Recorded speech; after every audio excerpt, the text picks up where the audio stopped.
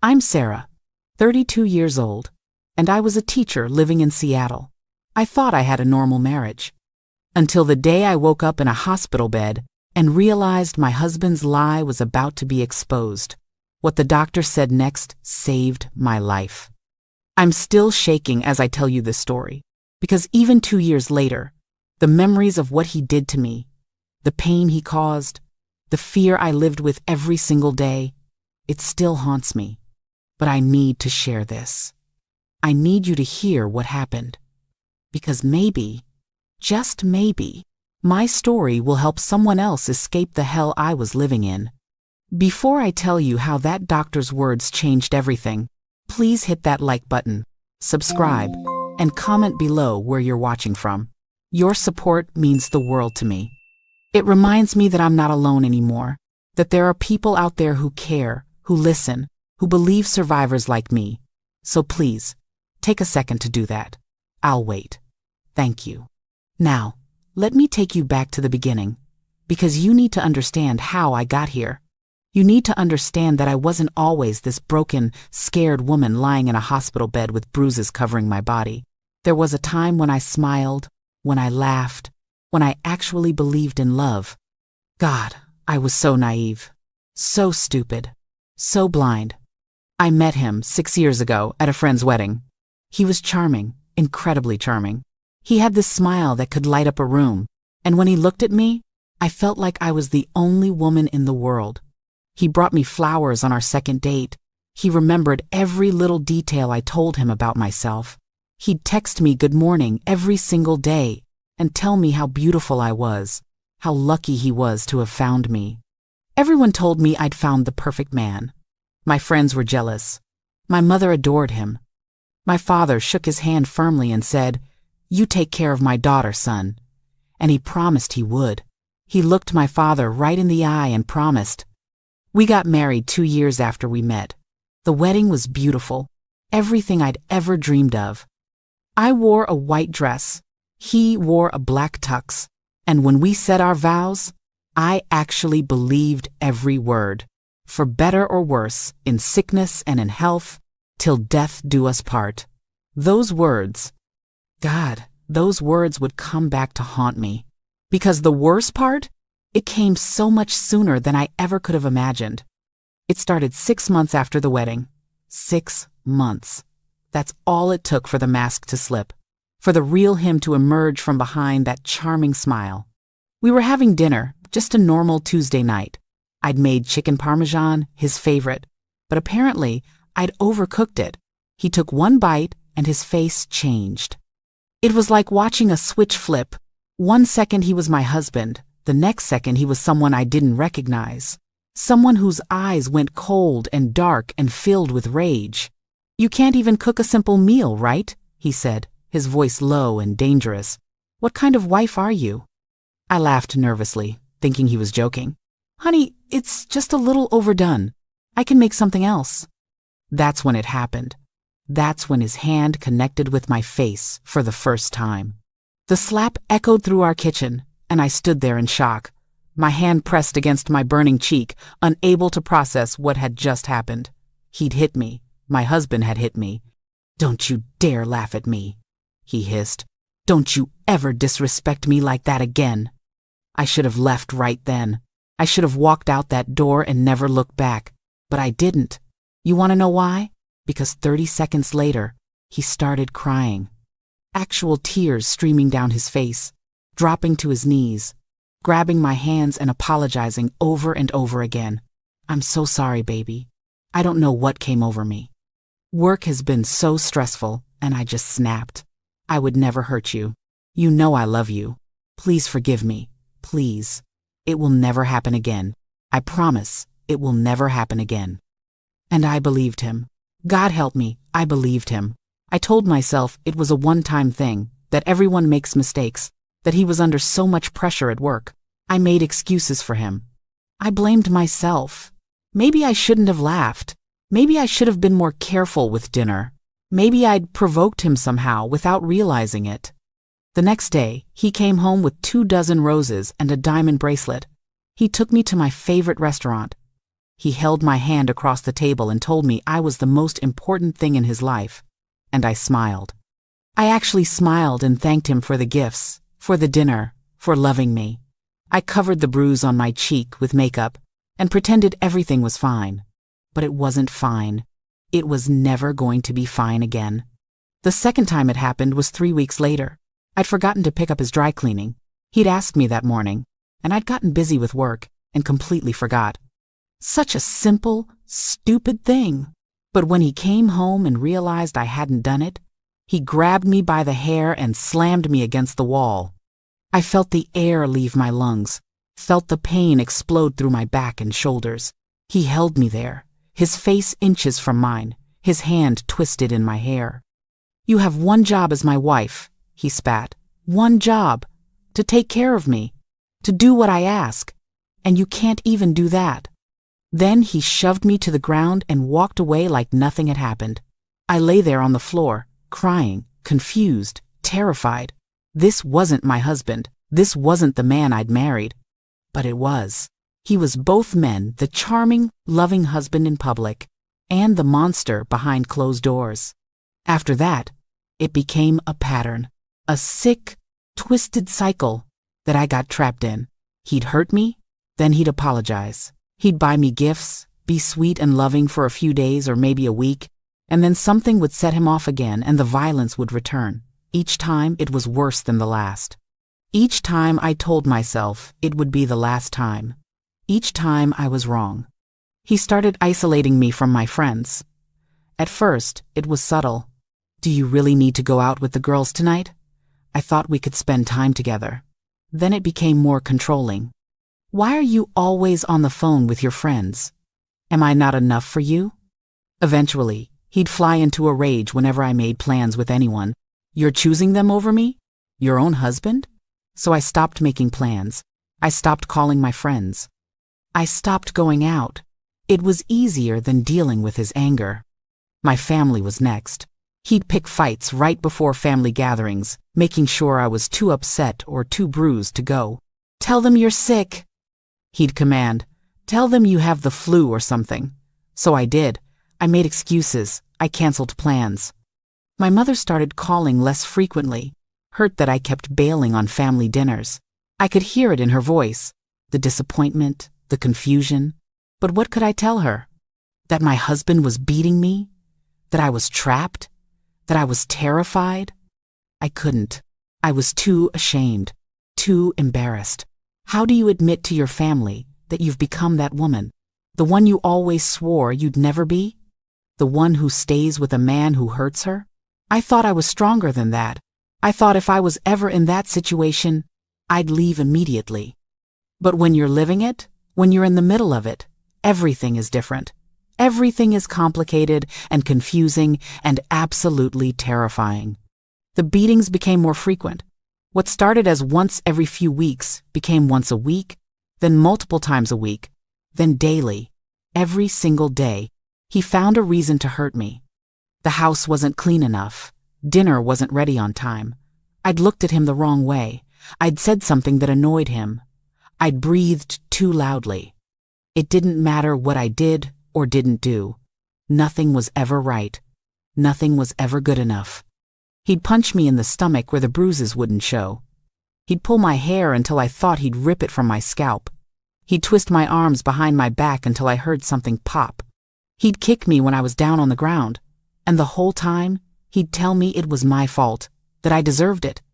That if I just listened to him, if I just did what I was supposed to do, he wouldn't have to discipline me. Discipline. That's what he called it. Like I was a child who needed to be taught a lesson.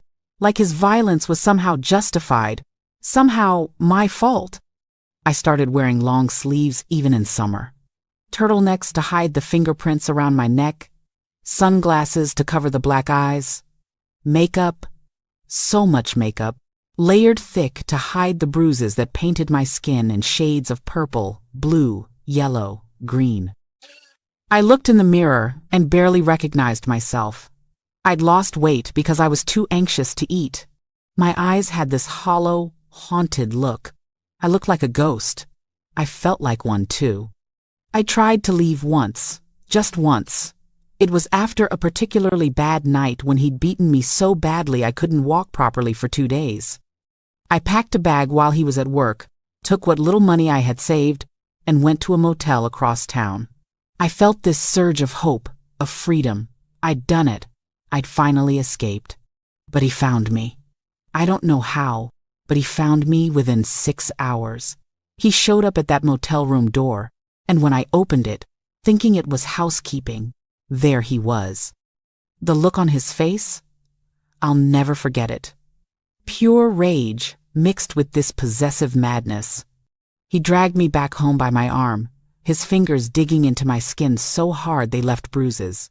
Once we were inside, he locked the door and beat me worse than he ever had before. He hit me with closed fists, over and over, telling me I belonged to him, that I was his wife, that I had no right to leave, that if I ever tried to run again, he'd kill me. And I believed him. I absolutely believed him. "You're nothing without me," he screamed in my face. "No one else would want you. Look at you. You're pathetic, weak, worthless. Your family doesn't even call you anymore. Your friends have forgotten about you. I'm all you have. Do you understand me? I am all you have." And in that moment, I believed that too.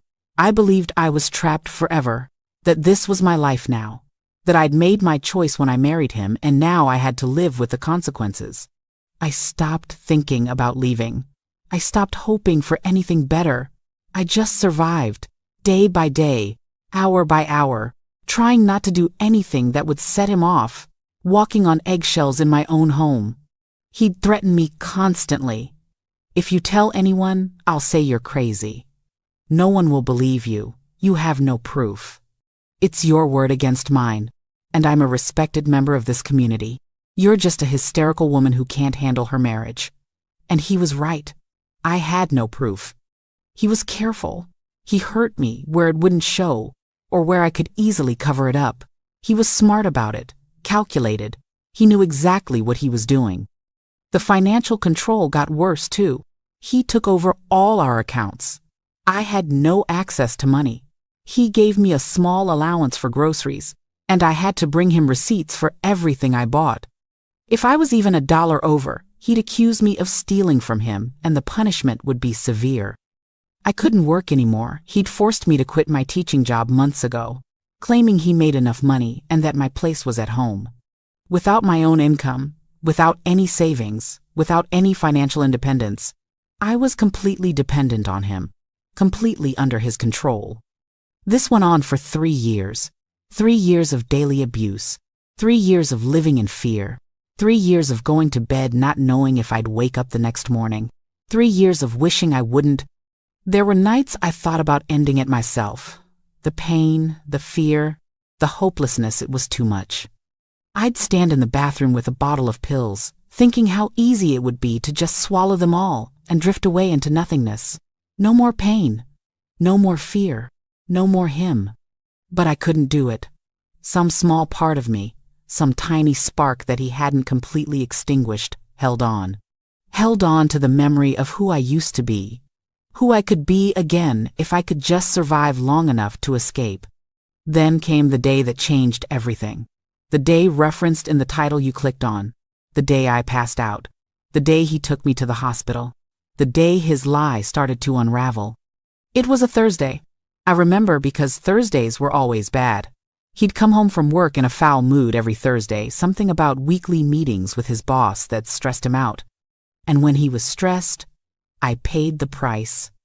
I'd made dinner exactly the way he liked it. Steak, medium rare, mashed potatoes, green beans. I'd set the table nicely, had his favorite beer waiting. I thought maybe, just maybe, I could avoid his anger that night if everything was perfect. But nothing was ever perfect enough. He took one bite of the steak and spit it out. "This is disgusting. What did you do to it?" I cooked it exactly how you like it," I stammered, my heart already racing with fear. "Medium rare, just like always." "It's overdone," he said, his voice going cold. "You can't do anything right, can you?" He stood up, and I knew what was coming. I tried to back away, but there was nowhere to go. He grabbed me by the throat and slammed me against the refrigerator. My head hit the metal with a sickening thud, and I saw stars. "I work all day to provide for you," he growled, his face inches from mine, his hand squeezing my throat tighter. "And this is the thanks I get? A ruined dinner?" He threw me to the ground and started kicking me.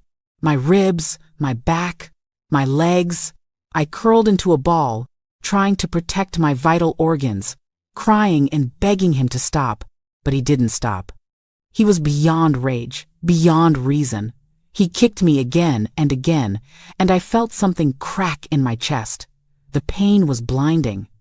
Then he pulled me up by my hair and started punching me in the face. I felt my nose break, felt blood pouring down my face, filling my mouth with a metallic taste. One punch connected with my temple, and the world started to spin. My vision blurred. I heard him screaming at me, but his voice sounded far away, like I was underwater. "You worthless piece of trash. You ruin everything. I should have never married you." Another punch. Another explosion of pain. And then, nothing. Everything went black. I didn't feel myself hit the floor. I didn't feel anything. I just disappeared into the darkness. I don't know how long I was unconscious. It could have been minutes or hours. But when I started to come to, I wasn't on the kitchen floor anymore. I was moving, jostling. I tried to open my eyes, but one of them was swollen shut. Through my one working eye, I could barely make out that I was in a car, his car, and he was driving, muttering to himself in panic. "Shit, shit, shit. Wake up. Come on, wake up. Don't you dare die on me. Not now. Not like this." I tried to speak, but my mouth wouldn't work properly. Everything hurt. Every breath sent sharp pains through my chest. I must have made some sound, though, because he glanced back at me in the rearview mirror. I was in the back seat, I realized, lying down. "Stay with me," he said, and for a moment, he actually sounded concerned, worried. But then I heard what he said next, and I realized this wasn't about me. This was never about me. This was about him covering his tracks. Okay, I've got this." She fell down the stairs. That's it. She fell down the stairs and hit her head. I came home from work and found her. I'm a concerned husband rushing his wife to the hospital. That's the story. She fell down the stairs. He kept repeating it over and over, practicing his lie, fine-tuning it, making sure he had all the details right. I lay there in the back seat, drifting in and out of consciousness, listening to him construct the narrative that would explain away my injuries. The stairs. Of course. It's always stairs or walking into doors or being clumsy. The oldest excuse in the abuser's handbook. Through the haze of pain and confusion, I felt something. A tiny spark of hope. He was taking me to the hospital. I'd be around other people. Doctors, nurses, people who might ask questions. People who might see through his lie. This could be my chance. Maybe my only chance. But that hope was immediately crushed by fear. What if they didn't believe me? What if they believed him instead? He was right there with me. He'd control what I said, who I talked to. And even if I did manage to tell someone the truth, what then? He'd said he'd kill me if I ever tried to leave. What would he do if I exposed him? If I got him in trouble?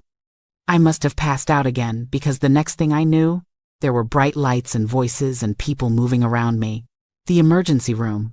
I was on a gurney, being wheeled down a hallway.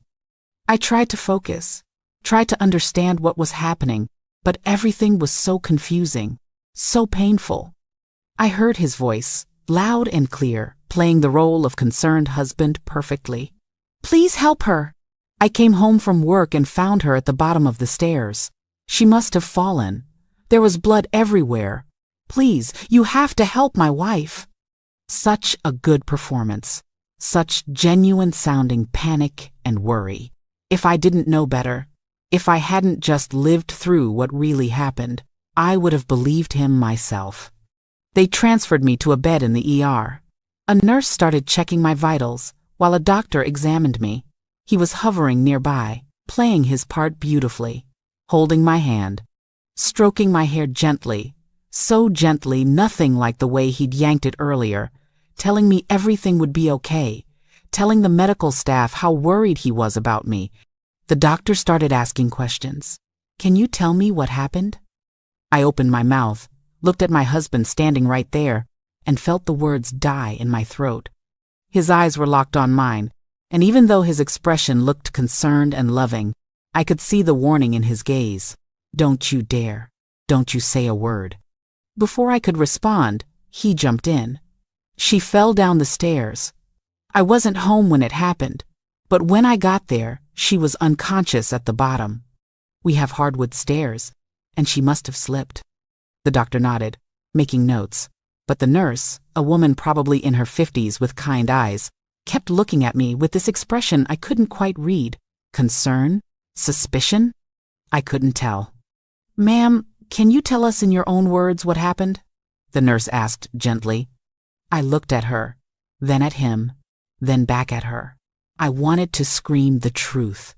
I wanted to tell them everything, but the fear was too strong. He was right there, listening to every word. If I said anything, if I told the truth, what would he do to me once we got home? I don't remember, I whispered, my voice barely audible. I remember being at the top of the stairs, and then nothing. He squeezed my hand, and to anyone watching, it would have looked like a gesture of comfort and support, but I felt how hard he was squeezing, the pressure of his fingers. Another warning. "It's okay, baby," he said softly. "You're safe now. They're going to take good care of you." The doctor ordered X-rays and a CT scan. "We need to check for fractures and internal bleeding. Can you tell me if you're experiencing pain anywhere specific?" "Everywhere," I managed to say. "Everything hurts." They had to cut off my shirt to examine me properly, and that's when I saw the nurse's expression change. She'd uncovered my torso, and even I could see what she was looking at. Bruises. Everywhere. My entire torso was covered in bruises of different colors, fresh purple ones from tonight, yellowing ones from last week, greenish ones from the week before, a road map of abuse painted across my skin. The doctor's demeanor changed too. He looked at the bruises, then at my husband, then at the nurse. Something unspoken passed between them.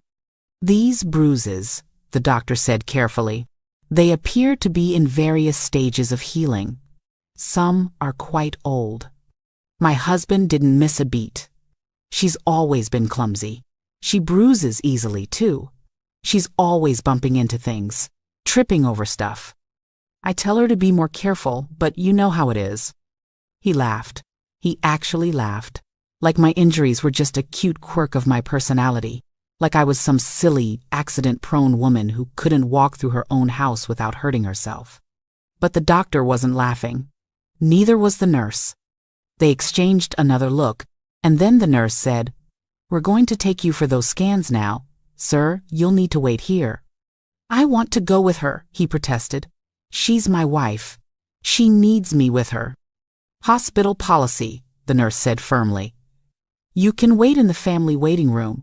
We'll come get you when she's back." I saw frustration flash across his face, but he couldn't argue without looking suspicious.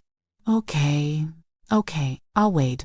Baby, I'll be right here when you get back." I'm not going anywhere. That's what I was afraid of. They wheeled me away, down another long corridor to the radiology department.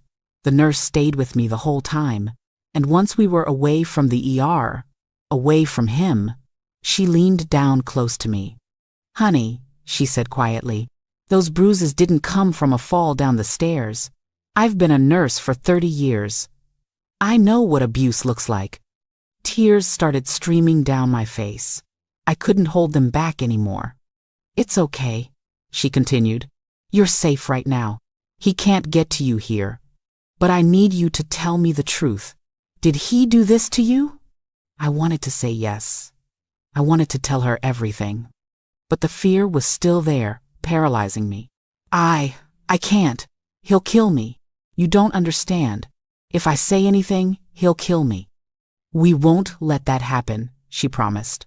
We have security. We have resources. We can help you. But you have to tell the truth. The X-ray technician came in then, and the conversation had to stop. They took images of my head, my chest, my ribs. Then they took me for a CT scan. The whole time, my mind was racing. Should I tell them? Could I tell them? What would happen if I did? What would happen if I didn't? When they brought me back to the ER, I was in a different room than before. A private room instead of the open bay.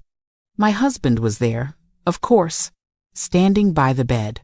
That fake, concerned look still plastered on his face. How is she? He asked. What did the tests show? The doctor will be in shortly to discuss the results, the nurse said coolly. The minutes that followed felt like hours. He held my hand, stroked my hair, played his part perfectly. But every few seconds, when he was sure no one was looking, he'd lean in close and whisper warnings in my ear. Remember what I told you. You fell down the stairs. That's all. You say anything different, and you know what will happen. I'll make what I did tonight look like nothing compared to what I'll do to you. Do you understand me? I nodded slightly, too terrified to do anything else. Then the doctor came back in, holding a tablet with my test results. And this is where everything changed. This is where my life, my nightmare, took a turn I never could have anticipated. This is the moment from the thumbnail. The moment that saved my life. The doctor looked at me, then at my husband, then back at me. His expression was serious, professional, but I could see something else there too.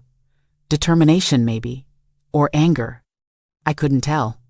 Ma'am, he said, addressing me directly, the results of your CT scan and X-rays show several concerning injuries.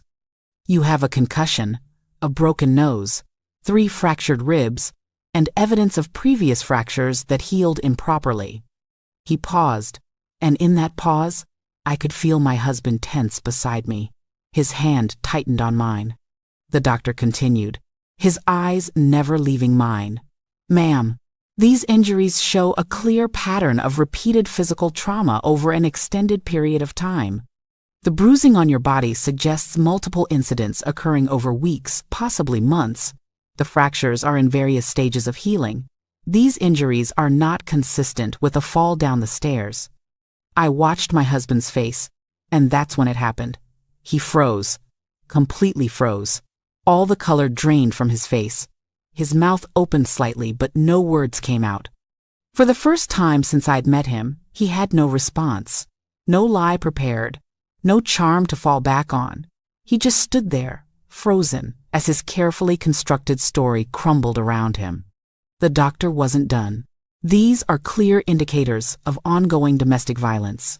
The injury patterns are unmistakable to medical professionals trained in trauma assessment.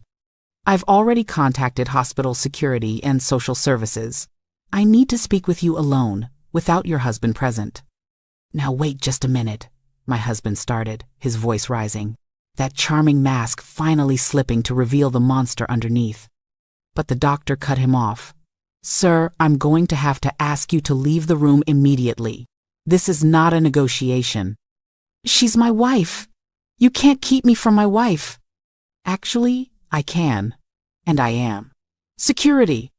2 security guards appeared in the doorway like they'd been waiting just outside. They probably had been. My husband looked at me, and the rage in his eyes was terrifying. But he couldn't do anything. Not here, not in front of witnesses. He was trapped, exposed, and he knew it. This is ridiculous, he sputtered, trying to regain control of the situation. She did fall down the stairs. Tell them. Sarah, tell them what happened. Tell them you're just clumsy, that you bruise easily, that... Sir, you need to leave now, one of the security guards said firmly, stepping forward. I'm not leaving without my wife. Sir, if you don't leave voluntarily, we will escort you out and contact the police. Your choice. He stared at me for a long moment, and I could see him calculating, trying to figure out his next move. Then, he seemed to make a decision. He'd leave, but he'd make sure I knew this wasn't over. Fine, he said through clenched teeth. I'll go. But Sarah, remember who you belong to. Remember what I told you. I'll be waiting for you. Right outside. I'll be waiting. The security guards escorted him out, and for the first time in 3 years, I was in a room without him. I could breathe. I could think. I could speak without fear of immediate retaliation. The moment the door closed, I completely broke down. All the tears I'd been holding back, all the fear, all the pain, it came pouring out of me in great, heaving sobs. My whole body shook with the force of it, and even though my ribs screamed in protest, I couldn't stop crying. The nurse was there immediately, holding my hand, telling me it was okay, that I was safe. The doctor pulled up a chair beside my bed and waited patiently for me to calm down enough to speak. I need you to tell me the truth, he said gently, once my sobs had quieted to hiccups. Did your husband do this to you? And finally, I said the words I'd been too terrified to say for 3 years. Yes. That one word opened the floodgates. Once I started talking, I couldn't stop. The whole story came pouring out: the first slap, the escalation, the daily beatings, the control, the isolation, the threats. I told them everything, every horrible detail of the past 3 years. And they listened. They believed me. A domestic violence advocate was called in. Her name was Maria, and she had kind eyes and a gentle voice. She sat with me and explained my options, my rights, what resources were available. She told me I didn't have to go home with him, that I could file a police report, that there were safe places I could go. But he's outside, I said, my voice shaking. He said he's waiting for me. He meant it. He'll be out there, and if I try to leave, he won't get near you. Maria assured me. Security is already aware of the situation. The police are on their way. And even if he tries to approach you, he'll be arrested for violating hospital security protocols. You don't understand, I insisted, feeling panic rise in my chest. You don't know what he's capable of. He told me if I ever told anyone, if I ever tried to leave, he'd kill me, and he meant it. I know he did. I do understand, Maria said softly. I was where you are 15 years ago. My ex-husband put me in the hospital just like yours did to you. And just like you, I was terrified to speak up. But I did, and I survived. And you will too. A police officer arrived about 20 minutes later.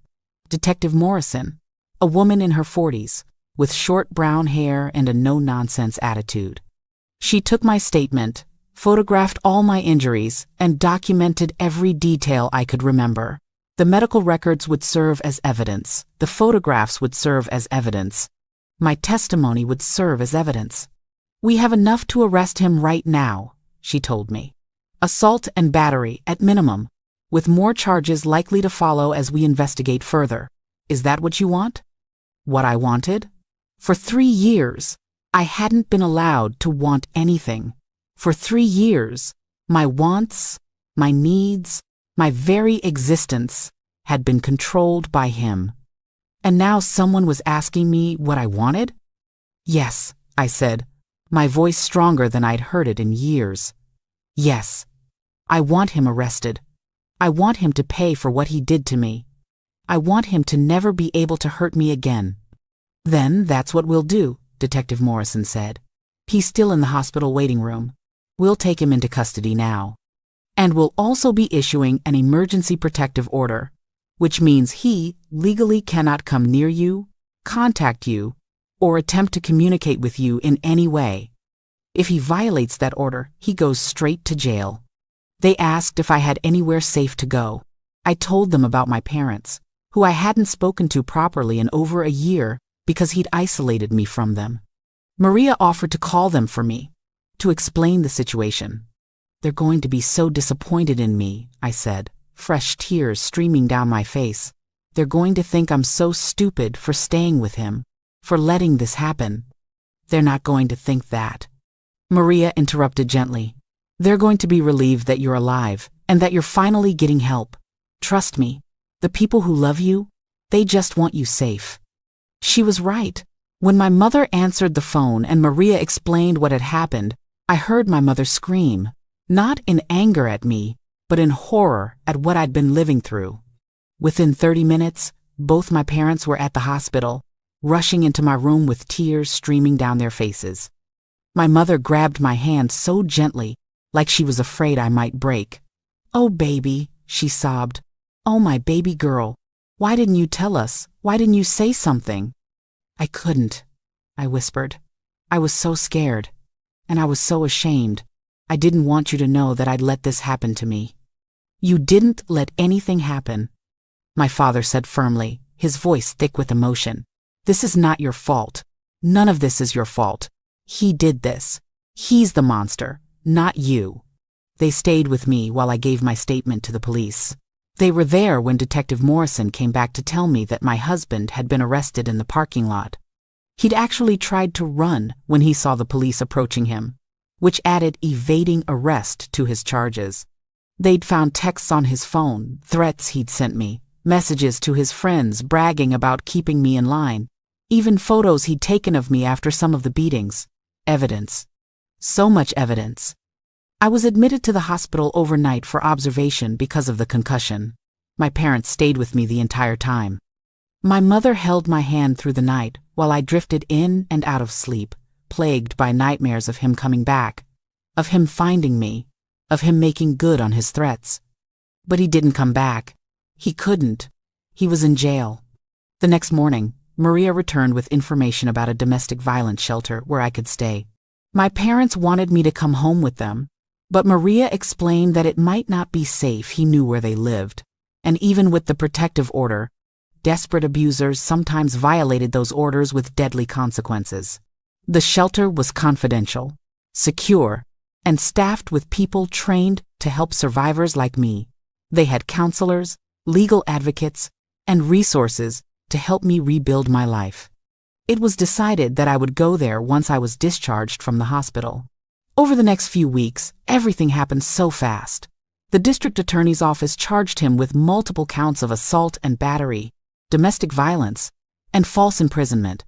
The evidence against him was overwhelming my medical records. The photographs, the statements from the doctor and nurses who'd treated me, the texts on his phone, even testimony from neighbors who'd heard me screaming. His bail was set high, but I was terrified he'd post it somehow. I lived in fear every day that he'd get out, that he'd find me, that he'd make good on his promise to kill me. But he didn't make bail. His parents refused to help him, apparently horrified when they learned what their son had done. His friends distanced themselves. He was alone, just like he'd made me feel for 3 years. I started therapy at the shelter, twice a week at first, then 3 times a week.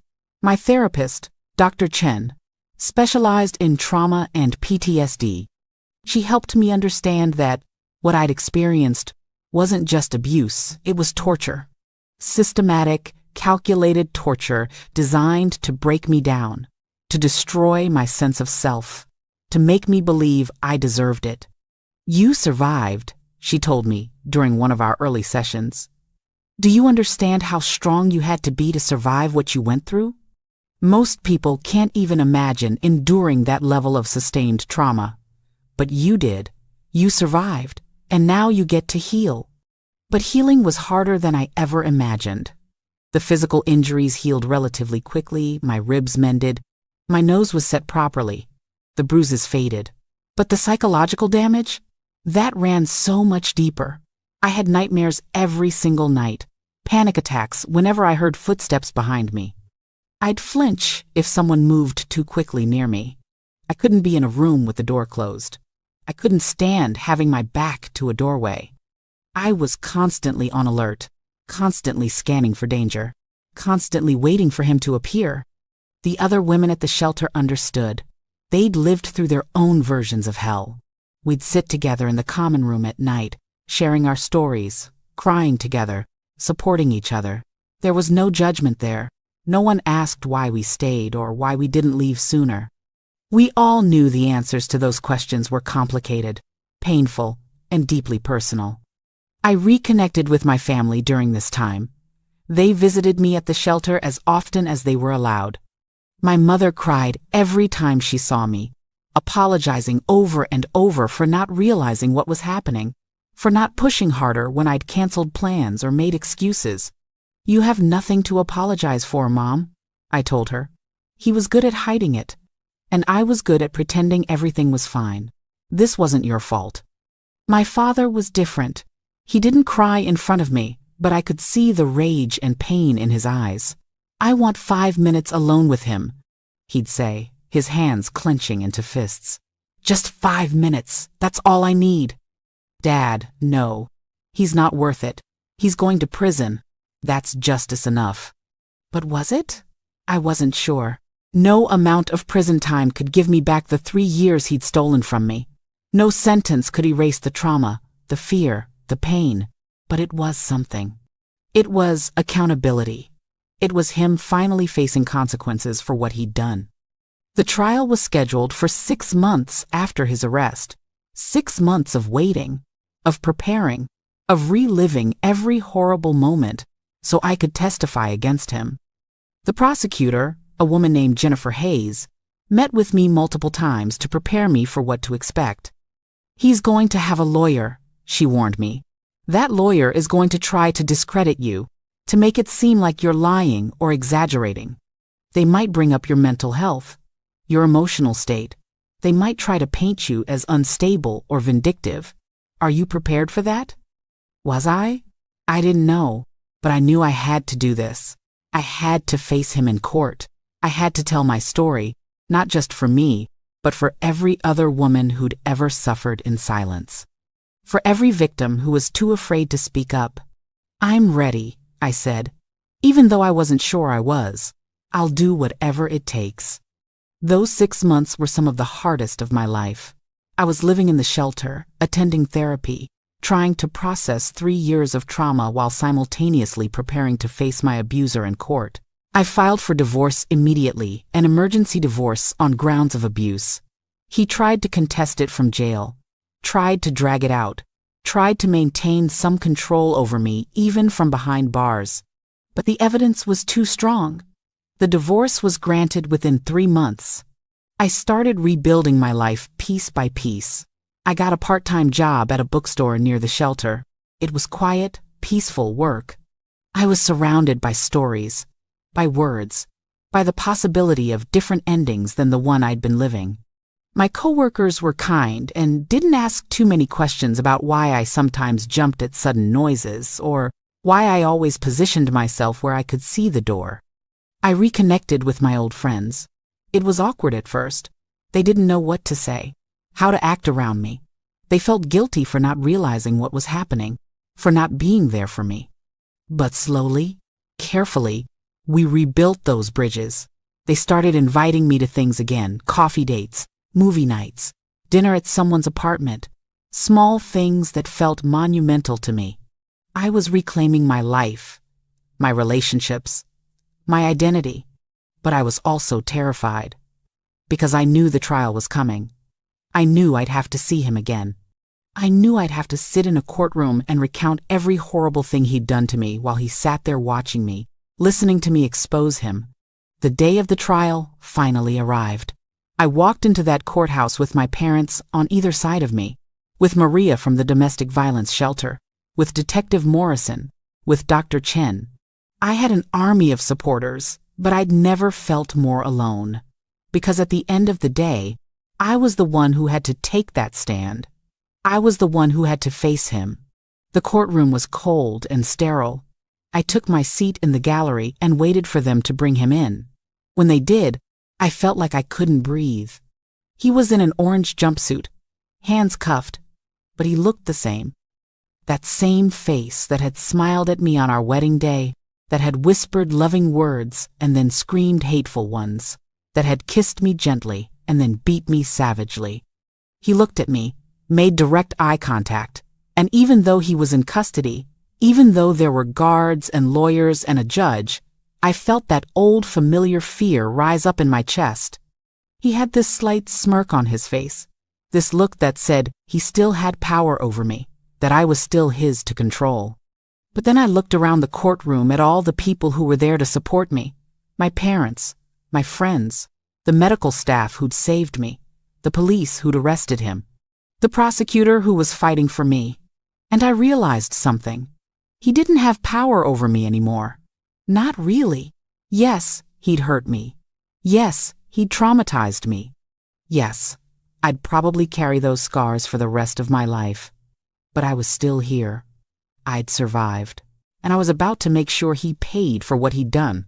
The prosecution presented their case first. They showed the jury photographs of my injuries. They showed the medical records, documenting years of abuse.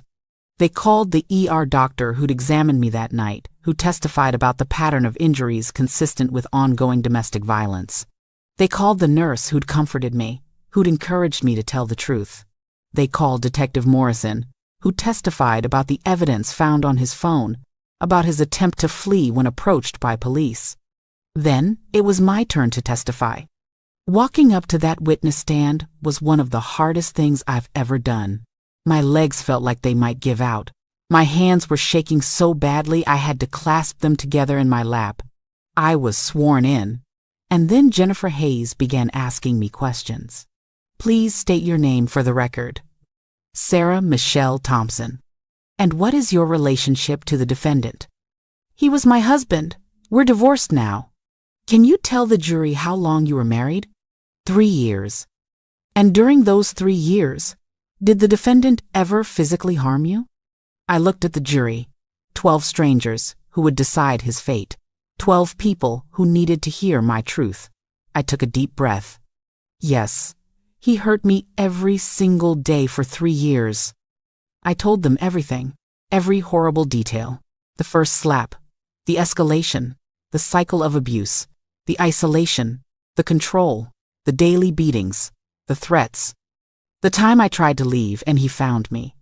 The night he beat me so badly I passed out and he took me to the hospital lying about what happened. I cried through most of my testimony.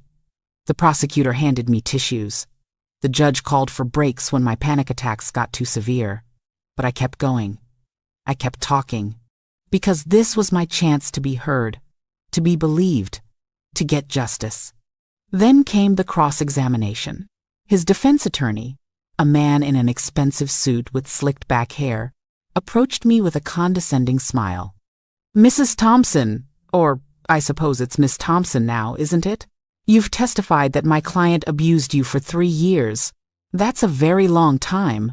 Why didn't you leave sooner? There it was. The question every abuse survivor hears. The question that implies it's somehow our fault for not leaving, as if leaving was ever that simple. I was afraid, I said quietly. Afraid of what? Afraid he'd kill me. He told me multiple times that if I ever tried to leave, he'd kill me, and I believed him. But you could have called the police at any time, couldn't you? He controlled everything, my phone, my money, my access to the outside world. And even if I had managed to call the police, I was terrified they wouldn't believe me, or that he'd hurt me even worse when they left. Isn't it true that you never sought medical attention for any of these alleged injuries until the night in question? Because he wouldn't let me. And because I was ashamed. Because I thought it was my fault somehow. Because he'd convinced me that no one would believe me anyway. Isn't it possible, Miss Thompson, that these injuries were accidental? That perhaps you are, as my client suggested, simply clumsy? I felt anger surge through me, hot and bright. How dare he? How dare he sit there and suggest that I'd beaten myself black and blue, that I'd broken my own ribs, fractured my own nose, that I'd somehow accidentally created a pattern of trauma spanning 3 years. No, I said firmly. That is not possible. Your client beat me. He punched me, kicked me, strangled me, threw me against walls, pulled my hair, twisted my arms. He did this deliberately, repeatedly, systematically. These were not accidents. This was torture. The defense attorney tried a few more tactics, suggesting I was mentally unstable, implying I was lying for attention or money, questioning why I'd married him in the first place if he was so terrible. But I didn't back down.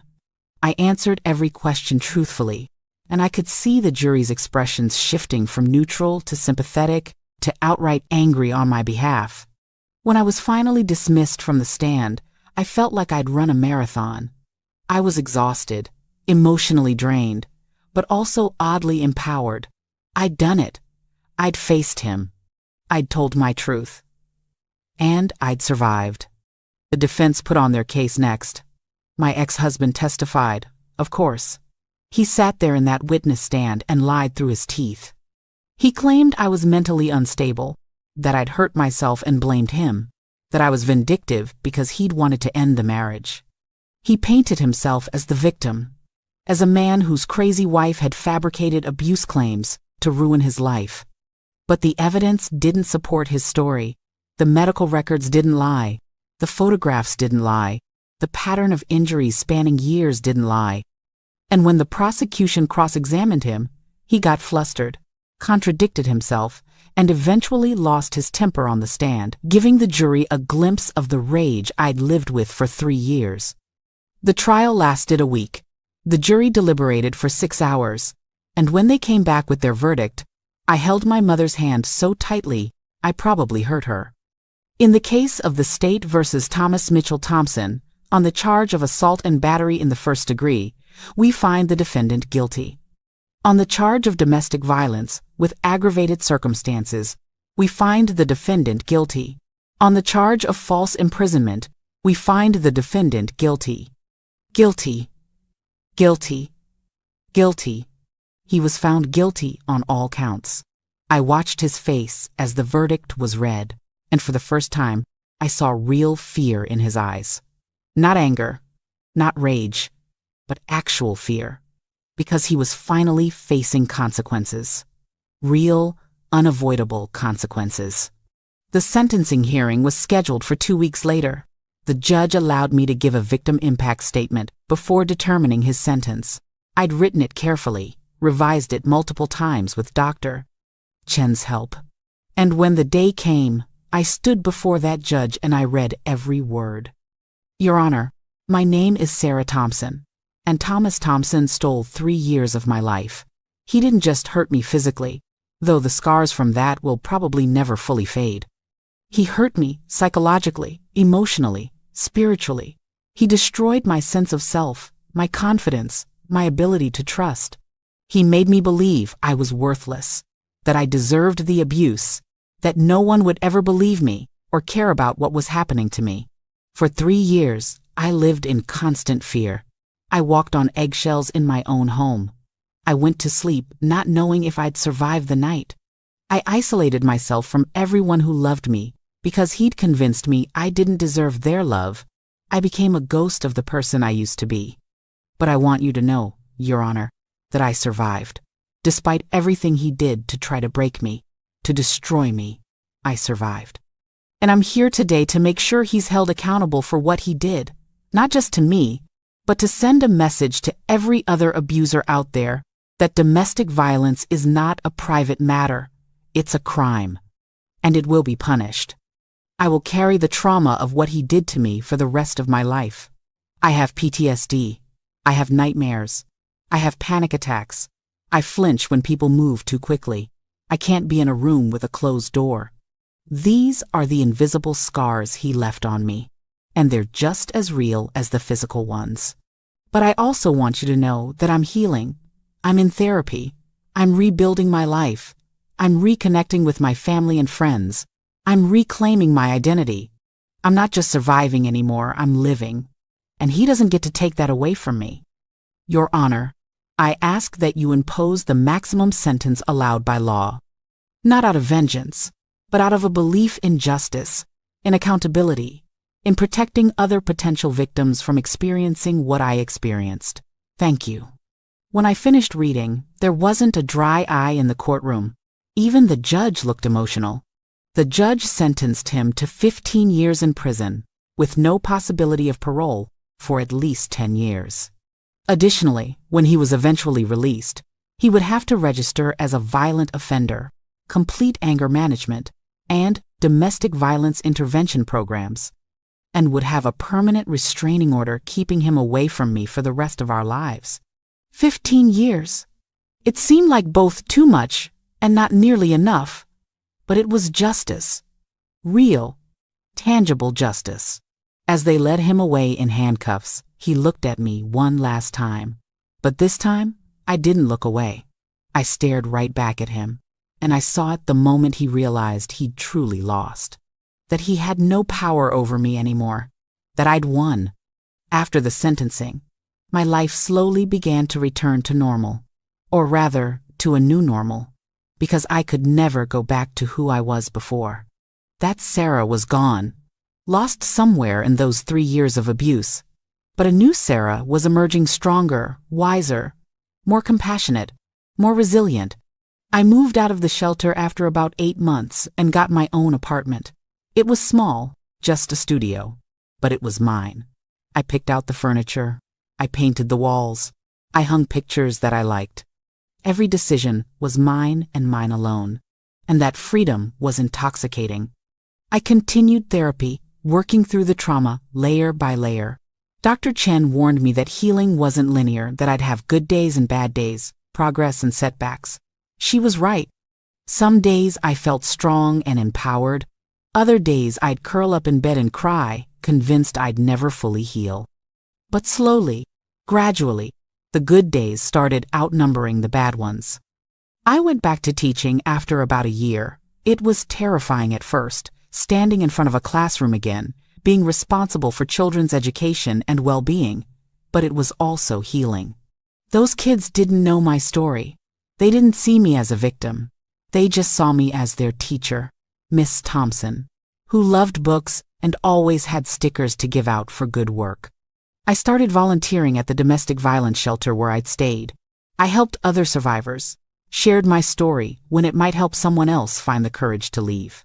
I became an advocate, speaking at schools and community centers about the warning signs of abuse, about how to help someone who might be trapped in a violent relationship. My story even made the local news after the trial. Other women reached out to me, sharing their own experiences, thanking me for speaking up. I realized that my pain, my trauma, my survival, it all meant something. It could help others. It could save lives. I reconciled fully with my parents and my friends. Those relationships that had been damaged by his isolation tactics were rebuilt, stronger than before. My mother and I became closer than we'd ever been. My father, still angry about what had happened but proud of my strength, walked with me through my healing journey. I even started dating again, though that was incredibly difficult. Trusting someone new, letting someone get close to me, allowing myself to be vulnerable, it was terrifying. I went through several relationships that didn't work out because I wasn't ready, because the trauma was still too fresh. But I kept trying. I kept putting myself out there. And here's where I am now, 2 years after that horrible night when I passed out on my kitchen floor. 2 years after he took me to the hospital and tried to lie his way out of what he'd done. 2 years after that, doctor looked me in the eye and told me what I already knew but was too afraid to admit, that I was being abused, that it wasn't my fault, that I deserved help. I'm living in a new city now. I changed my name legally, not just going back to my maiden name, but choosing an entirely new last name. A fresh start, a new identity untethered from him. I have a job I love, teaching 3rd grade at an elementary school where the principal knows my history and supports me completely. I have an apartment filled with things that make me happy.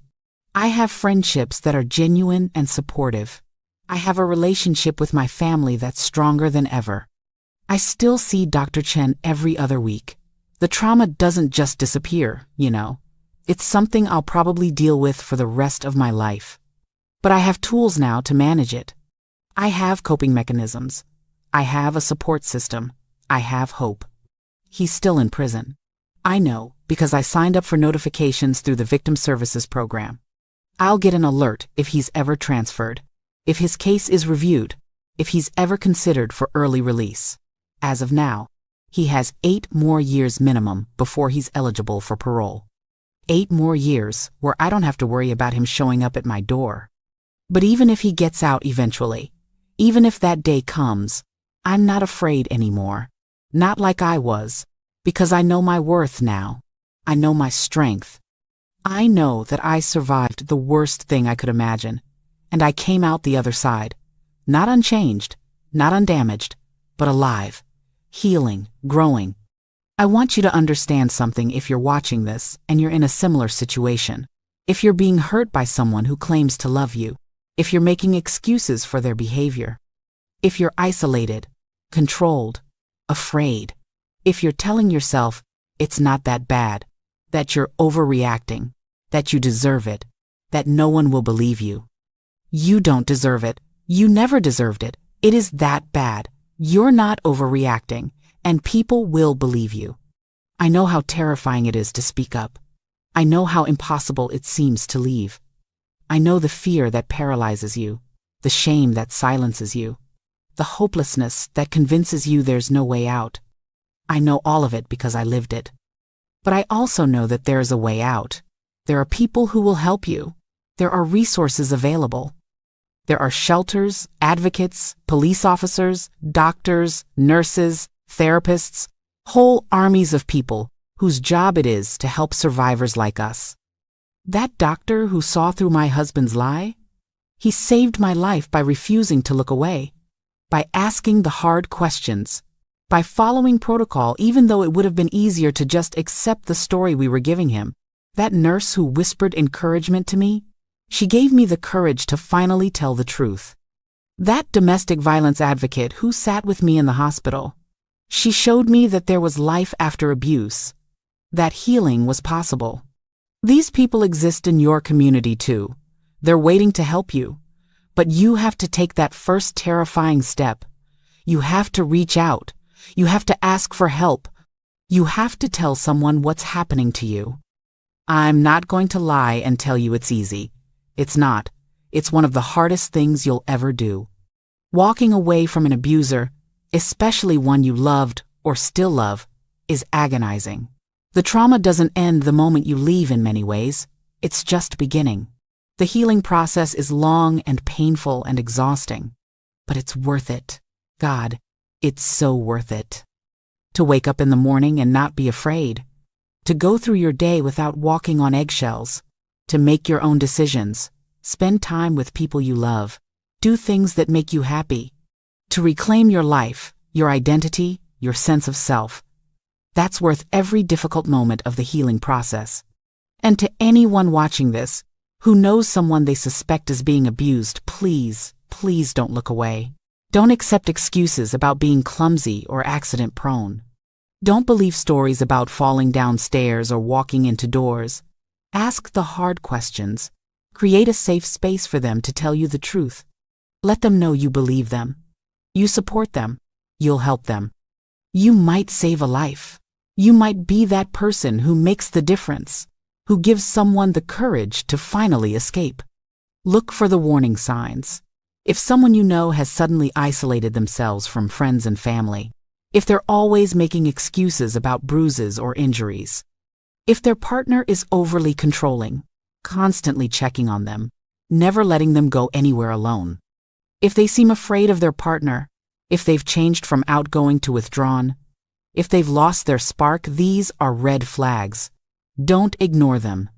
If you're in immediate danger right now, if you need help, please call the National Domestic Violence Hotline at 1-800-799-7233. You can also text START to 88788. These services are free, confidential, and available 24/7. They can help you create a safety plan, find resources in your area, and escape safely. If you're not in immediate danger but you're being abused, start documenting everything. Take photos of injuries. Keep a journal of incidents. Save threatening texts or emails. Tell someone you trust what's happening.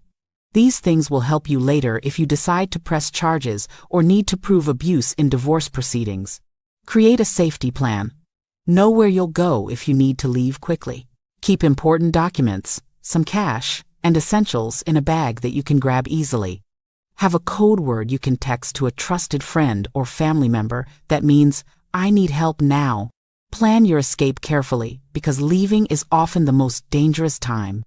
But know this: you can leave. You can survive. You can heal. I'm living proof of that. 2 years ago, I was convinced I'd never escape. I thought I'd either die at his hands or spend the rest of my life in that prison of fear and violence. I couldn't imagine a future without him, without the abuse, without the constant terror.